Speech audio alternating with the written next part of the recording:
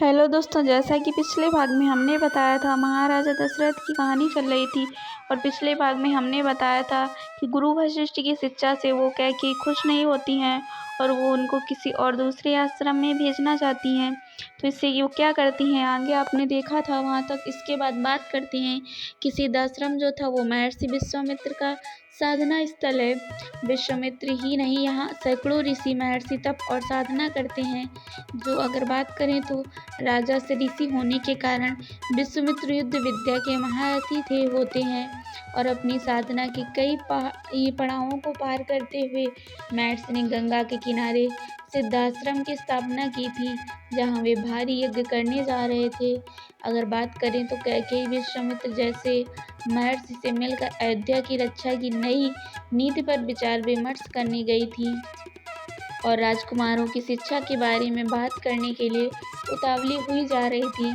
इस बारे में अयोध्या को महारानी के इस निर्णय का पता नहीं चला और वे किसी को बताना भी नहीं चाहती थी और स्वयं वे भी नहीं जानती थी कि विश्वामित्र कहाँ तक उनका साथ देंगे। एक अनिश्चितता की स्थिति में कैकेयी का राजवध वन मार्ग पर दौड़ता जा रहा था और एक लंबे वन मार्ग को पार कर महारानी का रथ सिद्धाश्रम पहुंचता है, जहां पर महर्षि के शिष्य भागते हुए महर्षि को महारानी के आने की सूचना देते हैं। महर्षि के शिष्य बड़े आदर भाव से महारानी को बुलवाते हैं और धीरे धीरे बातें शुरू होती हैं, जैसे ही कोई गंभीर राजनीति चर्चा हो। वे उस महान तपस्वी और युद्ध कौशल ऋषि से आर्यावर्त के भले के लिए राम को अपने पास बुलाने की बात करती हैं तथा महर्षि विश्वामित्र से महाराजा दशरथ का पुत्र मोह का सच भी बताती हैं कि वे कभी नहीं चाहेंगे कि उनका राम उनकी दृष्टि से दूर हो, पर उसका यह मोह भंग करना ही होगा। कैकेयी स्वयं विश्वामित्र को उपाय बताती हैं कि वे राम को अपने यज्ञ की रक्षा के लिए महाराज से मांगे, जिससे उनका आगे की शिक्षा का क्रम शुरू हो। यह बात महर्षि भी मानते हैं कि साधना और सिद्धि तभी सार्थक है जब अपनी भूमि सुरक्षित रहे। अतः मातृभूमि के भविष्य को देखते हुए महर्षि विश्वामित्र कैकेयी की बात मान लेते हैं और कुछ दिनों में वे अयोध्या दरबार की रोड पर पहुंचते हैं और अपने यज्ञ की रक्षा के लिए राम को अपने साथ ले जाने की बात करते हैं। लेकिन महाराज दशरथ उनकी बात मानने को तैयार नहीं होते और महर्षि जिद पर अड़ जाते हैं, जिससे महाराज को घोर धर्म संकट में पड़ जाते हैं। आखिर में महाराज को महर्षि की बात माननी पड़ती है और राम लक्ष्मण की आगे की शिक्षा का क्रम शुरू होता है। यह सब रानी कैकेयी की वजह से ही संभव हो पाया था। इसी प्रकार एक बार राजा दशरथ भ्रमण करते हुए वन की ओर निकले। वहां उनका सामना महाराज बाली से हो गया था, जिन्हें वरदान था कि जो भी उनके युद्ध करेगा उनकी आधी शक्ति बाली को मिल जाती थी और इस वरदान की वजह से अक्सर वो जीत जाते थे और बड़े बड़े राजाओं को पराजित कर चुके थे, जिसमें लंका का राजा रावण का स्थान बहुत महत्वपूर्ण है। बातों ही बातों में राजा दशरथ की किसी बात से नाराज होकर बाली ने उन्हें युद्ध के लिए चुनौती दी। राजा दशरथ की तीनों रानियों में से कैकेयी ने अस्त्र शस्त्र एवं रथ चलाने में पारंगत थी। युद्ध में बाली राजा दशरथ पर भारी पड़ने लगा था। राजा दशरथ की युद्ध हारने पर बाली ने उनके सामने एक शर्त रखी कि या तो वे अपनी पत्नी कैकेयी को वहां छोड़ जाएं या रघुकुल की शान अपना मुकुट यहाँ पर छोड़ के जाएं। तब राजा दशरथ को अपना मुकुट वहां छोड़कर रानी कैकेयी के साथ वापस अयोध्या लौटना पड़ा था। रानी कैकेयी को इस बात से बहुत दुखी हुई और इस अपमान को भुला न सकी और उन्हें हर पल कांटे की तरह चुभने लगी कि उनके कारण राजा दशरथ को अपना मुकुट हारना पड़ा और बाली के पास छोड़ना पड़ा था। वे राज मुकुट की वापसी की चिंता में रहती थीं। रानी कैकेयी ने पिता का स्वास्थ्य खराब होने के कारण उन्होंने भरत से मिलने की इच्छा जाहिर की, तो कैकेयी के भाई युधाजीत ने राजा दशरथ से भरत को कैकेयी आने के लिए कहा और भरत ने संग शत्रुघ्न से भी अपने नाना जी से मिलने कैकेयी चले गए। इसी बीच राजा दशरथ ने अपना उत्तराधिकारी बनाने का निर्णय लिया, जिससे सारी प्रजा में खुशी का माहौल था। लेकिन कैकेयी की दासी मंथरा को राम का राज्याभिषेक करना बिल्कुल भी पसंद नहीं आया और इस बात की उसने रानी कैकेयी को जाकर अपनी ईर्ष्या जताई और रानी को श्री राम और कौशल्या माता के खिलाफ भड़काना शुरू कर दिया। मंथरा ने रानी से कहा कि राजा दशरथ अपने वचन से मुकर रहे हैं। उन्होंने तुम्हें 2 वचन देने का वचन दिया था, अब यही समय है उन दोनों वचनों को मांगने का। एक वचन से भरत का राज सिंहासन और दूसरे वचन से राम को 14 वर्ष का वनवास। रानी कैकेयी, जो श्री राम से अथाह प्रेम करती थी, ये बात सही नहीं लगी, लेकिन राजा दशरथ का मुकुट बाली के पास होने को भी वो कभी भूल न सकी। तब उन्होंने सोचा कि यही समय है जब बाली से अपने पति का अपमान का बदला लिया जा सकता। जैसा कि वो पहले से ही श्री राम के सामर्थ्य से अवगत थी कि श्री राम के अलावा ये काम कोई और नहीं कर सकता, अतः उसने श्री राम के 14 वर्ष का वनवास मांगना ही उचित समझा। जिस मुकुट की बात को केवल दशरथ जी व कैकेयी ही जानते थे। यहाँ यह बात ध्यान रखने योग्य हो जाती है कि राजा दशरथ ने राम के लिए 14 वर्ष का वनवास मांगा तो इसके पीछे एक प्रशासनिक कारण भी था। रामायण की कहानी त्रेता युग के समय की है। उस समय यह नियम था कि अगर कोई राजा 14 वर्ष के लिए अपना सिंहासन छोड़ देता है तो वह राजा बनने का अधिकार खो देता है। यह नियम वाल्मीकि रामायण के अयोध्या खंड में भी लिखित है। कैकेयी यह भी जानती थी कि अतः उसने ठीक 14 वर्ष का वनवास ही मांगा। यह अलग बात है कि बाद में भरत ने सिंहासन पर बैठने से मना कर दिया और वनवास समाप्त होने के बाद राम ही सिंहासन पर बैठे। इसी प्रकार अगर द्वापर युग में यह नियम था कि अगर कोई राजा 13 साल के लिए अपना राज्यकाज छोड़ देता है तो उसका शासन अधिकार खत्म हो जाता है। इसी नियम की वजह से दुर्योधन ने पांडवों के लिए 12 वर्ष का वनवास और 1 वर्ष अज्ञातवास की बात रखी। अब आजकल की बात करते हैं, यानी कि कलयुग की। क्या आप जानते हैं कि अगर आप अपनी संपत्ति के लिए 12 साल की अवधि तक अधिकार का कोई क्लेम नहीं करते तो वह प्रॉपर्टी आपके अधिकार से चली जाती है। यह बात संवैधानिक संशोधन में भी कही गई है, जिसकी सत्यता की पुष्टि आप किसी भी कानूनी सलाहकार या वकील से कर सकते हैं। इस बात पर विचार कर रानी कोप भवन में जाती हैं और राजा दशरथ उन्हें मनाने लगते हैं या मनाने का पूरा प्रयत्न करते हैं। रानी कैकेयी ने उनसे भी इस समय मुकुट की बात को छुपा लिया और अपनी मंशा को किसी के सामने भी उजागर नहीं होने दिया। राजा दशरथ कैकेयी की मांग को सुनकर अत्यंत दुखी होते हैं और रानी की बात मानने से मना कर देते हैं, लेकिन कैकेयी को नहीं समझ पाते और ना ही अपनी बात समझा पाते, क्योंकि इस समय वो अपना मान अपमान भूलकर केवल श्री राम के मोह में ही खोए हुए थे और किसी भी तरह से उनसे दूर होने को तैयार नहीं थे।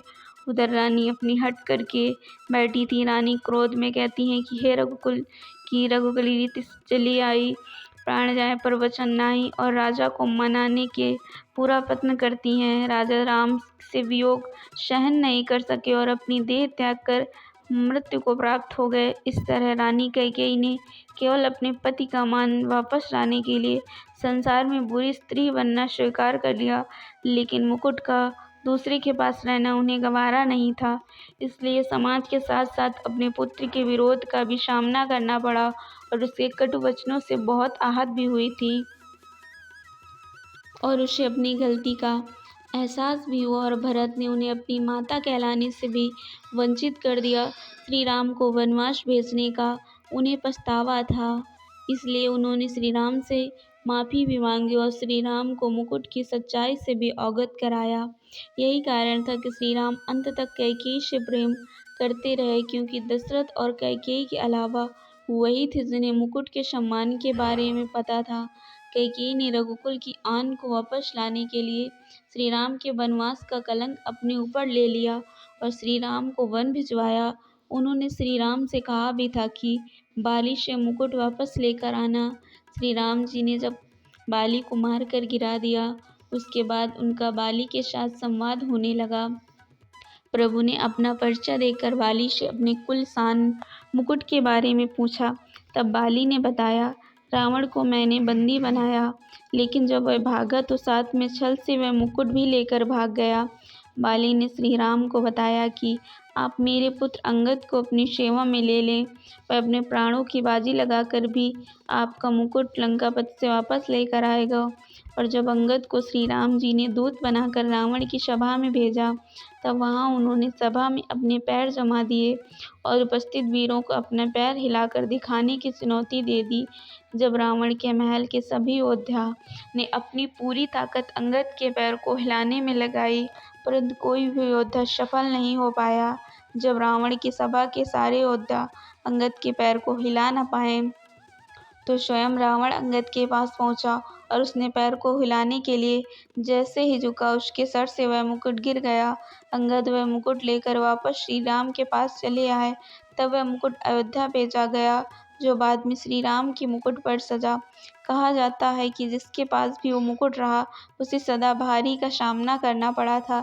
इसलिए श्री राम अपनी माताओं सबसे ज़्यादा प्रेम कैकेयी को करते थे, क्योंकि उन्हीं की वजह से राज सिंहासन अयोध्या में आया था, जो उनकी सम्मान की निशानी थी। बहरहाल रघुकुल की शान कहे जाने वाले मुकुट को वापस लाने का सारा श्रेय कैकेयी को ही जाता है, क्योंकि अगर कैकेयी श्री राम को वनवास नहीं भेजती, तो रघुकुल का सौभाग्य वापस न लौटता। कैकेयी ने रघुकुल के हित के लिए ही इतना बड़ा कदम उठाया और सारे अपमान भी झेले। शायद इसीलिए श्री राम माता कैकेयी से भी सर्वाधिक प्रेम करते थे। इस हेतु अपने पति महाराज दशरथ की मृत्यु के साथ साथ कैकेयी को अपने पुत्र भरत द्वारा भी अपमान झेलना पड़ा था। भरत ने दोनों कृत्यों के लिए अपनी मां को ही दोषी माना और उसने माता कहलाने का अधिकार तक छीन लिया। बाद में प्रायश्चित की आग में जलते हुए कैकेयी चित्रकूट तक गई थी और राम के वापस आने की विनती भी उन्होंने की। इस तरह हम देखते हैं कि कैकेयी के चरित्र में तमाम उतार चढ़ाव होने के बावजूद रामायण की कहानी उनकी उपस्थिति की वजह से ही महत्वपूर्ण मोड़ ले जाती है। अपने पुत्र प्रेम और दासी के बहकावे में आकर बेशक उन्हें कलंक का भागी बनना पड़ा हो, किंतु अयोध्या का सम्मान भी तो उसी की वजह से लौटा था। अगर वो श्री राम को वनवास नहीं भेजती, तो श्री राम का अवतार लेना ही बेकार था, क्योंकि वो ही एक छोटे से राज अयोध्या के राजा बनकर जाते और अवतार लेना ही अपूर्ण हो जाता। वैसे भी बिन माँ की बच्ची के लिए एक दासी जिसने पूरी जिंदगी का उसका पालन पोषण किया हो, तो उसकी माँ थी। इसीलिए अतिरिक्त उनका सौंदर्य उस पर भारी, उनकी वीरता सदैव दूसरा उदाहरण रामायण में अत्यंत नहीं। राजा दशरथ कैकेयी को वरदान नहीं दिए होते तो राम का वनवास नहीं होता, पृथ्वी से राक्षस राज का खात्मा नहीं होता, राम के 14 वर्ष वनवास के उपरांत अतैती रावण का संहार भी नहीं होता। कैकेयी की जिद से ही संत महात्माओं की रक्षा हो सकी। समाज भले ही कैकेयी को राम के वनवास काल को दोषी माने, परंतु रामायण में कैकेयी चरित्र की बराबर चर्चा होती रहेगी। कैकेयी अयोध्या के महाराज दशरथ की पत्नी कैकेयी के चरित्र की कल्पना आदि कवि वाल्मीकि की कथा में भी की गई है। कुशलता प्रमाण है और हर कसौटी पर खरी उतरती नजर आई है। अगर बात करें इनकी कहानी की, तो एक दिन शिकार करते समय नदी में भयंकर शिकार का पीछा करते हुए तालाब में उसके पानी के पीछे पानी पीने का समान आवाज़ सुनकर दशरथ ने शब्दभेदी बाण चलाया था। कहा जाता है कि उस समय के सभी राजाओं में शब्दभेदी बाण चलाने में राजा दशरथ पारंगत माने जाते थे। उसी बाण से श्रवण कुमार नामक एक नवयुवक, जो अपने अंधे माता पिता को लेकर तीर्थ यात्रा पर निकला था और उस समय नदी से माता पिता की प्यास बुझाने के लिए जल पात्र में भर रहा था, कि दर्दनाक मृत्यु हो गई। मृत्यु की बाद अंधे माता पिता ने भी तड़प कर मरते हुए राजा दशरथ को शाप दिया था कि तुम भी हमारी ही तरह पुत्र के शोक में मरोगे। श्रवण कुमार के माता पिता अंधे थे, उन्होंने आंखों से कुछ नहीं दिखाई दिया। यह श्रवण की माँ बहुत ही कष्ट झेलकर अपने बेटे को का पालन पोषण किया था। उन्होंने अंधे पिता किसी तरह मेहनत मजदूरी करके अपने परिवार के लिए भोजन जुटा पाते थे। बालक श्रवण कुमार अपने माता पिता के कष्टों को भली भांति समझते थे। थोड़े बड़े हुए तो श्रवण कुमार अपने माता पिता के कामों में हाथ बटाने लगे। श्रवण कुमार जब बड़े हुए तो पूरे तन मन से माता पिता की सेवा करते थे। सुबह उठकर माता पिता को भजन कीर्तन सुनाते, फिर चूल्हा जलाकर खाना पकाते। वर्ण या बात करें श्रवण कुमार की माँ उनसे कहती थी कि बेटा, मैं स्वयं खाना बना लूँगी, लेकिन श्रवण कुमार को डर था कहीं खाना बनाने में अंधी माँ के हाथ न जल जाएं। इसलिए वह स्वयं ही खाना बनाते थे। माता पिता को भोजन कराने के बाद वह बाहर मजदूरी करने जाते। दिन भर बाहर मेहनत करने के बाद जब श्रवण कुमार शाम को वापस आते तो सोने से पहले माता पिता के पांव दबाते थे। श्रवण के माता पिता ईश्वर को धन्यवाद देते और कहते कि हमारे कुछ अच्छे कर्मों की वजह से ही हमें श्रवण जैसा पुत्र मिला। भगवान ऐसी संतान सभी को दे। सब कुछ सुखद चल रहा था। माता पिता को चिंता हुई कि श्रवण का विवाह कर देना चाहिए। उचित अवसर निकालकर श्रवण का विवाह भी कर दिया गया। दुर्भाग्यवश श्रवण की पत्नी का व्यवहार माता पिता के प्रति बिल्कुल अच्छा नहीं था। वह श्रवण के माता पिता का ध्यान नहीं रखती थी और न ही उनके खाने पीने का सही से ध्यान रखती थी। श्रवण ने पत्नी से इसकी शिकायत की तो भी पत्नी ने श्रवण की बात नहीं मानी और जब श्रवण ने उसका विरोध किया तो वह घर छोड़कर अपने पिता के घर चली गई। श्रवण अपने माता पिता को कभी कुछ दुख नहीं देना चाहते थे। एक दिन श्रवण ने माता पिता से उनसे कहा, बेटा तुम्हारे जैसे पुत्र को पाकर हम धन्य हो गए हैं। अब एक और हमारी इच्छा है कि हम तीर्थ यात्रा करना चाहते हैं। अब उसी से हमारे हृदय को शांति मिलेगी। माता पिता की इच्छा सुनकर श्रवण कुमार ने उन्हें तीर्थ यात्रा कराने का निश्चय कर लिया। उन दिनों रेल, बस और ट्रेन नहीं हुआ करती थी। तब श्रवण कुमार ने 2 बड़ी टोकरियां ली और उन दोनों टोकरियों को एक डंडे के दोनों ओर टांग लिया। इस तरह श्रवण कुमार ने एक टोकरी में अपनी माता, दूसरी टोकरी में अपने पिता को बैठाया और डंडा अपने कंधे पर लाद कर अपने माता पिता को तीर्थ यात्रा कराने निकल पड़े। अपनी स्वयं की परवाह किए बिना कठिन और लंबी यात्रा के बाद श्रवण कुमार ने अपने माता पिता को तीर्थ यात्रा कराई। श्रवण कुमार उन्हें कई तीर्थों पर ले गए और वहां पर संपूर्ण नज़ारा अपने माता पिता को बोलकर सुनाते।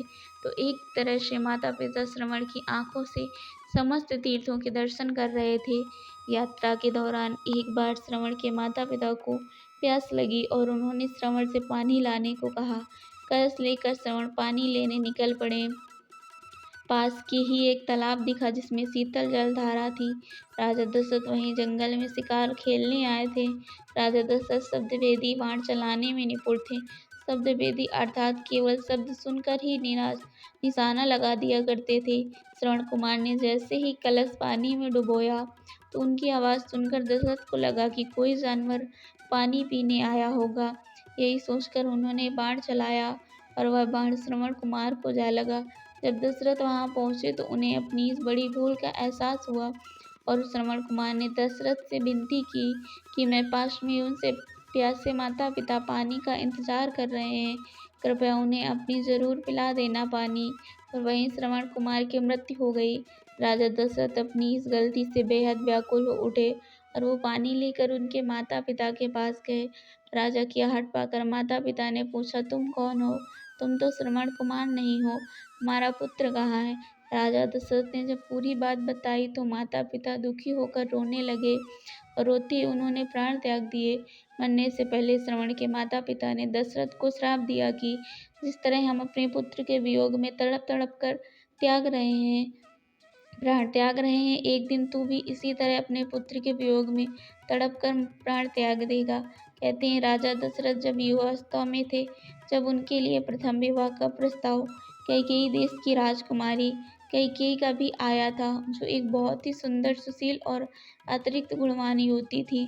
उसका सौंदर्य अप्सराओं को लजाने वाला था। वह हर तरह से दशरथ की योग्य कन्या थी, लेकिन जब राजपुरोहितों ने कैकेयी की कुंडली का दशरथ की कुंडली से मिलान किया तो उनके माथे पर चिंता की लकीरें पड़ गईं और उन्होंने कहा कि महाराज, इस कन्या से आपको विवाह कर लिया तो आपका समूल नाश कर देगी।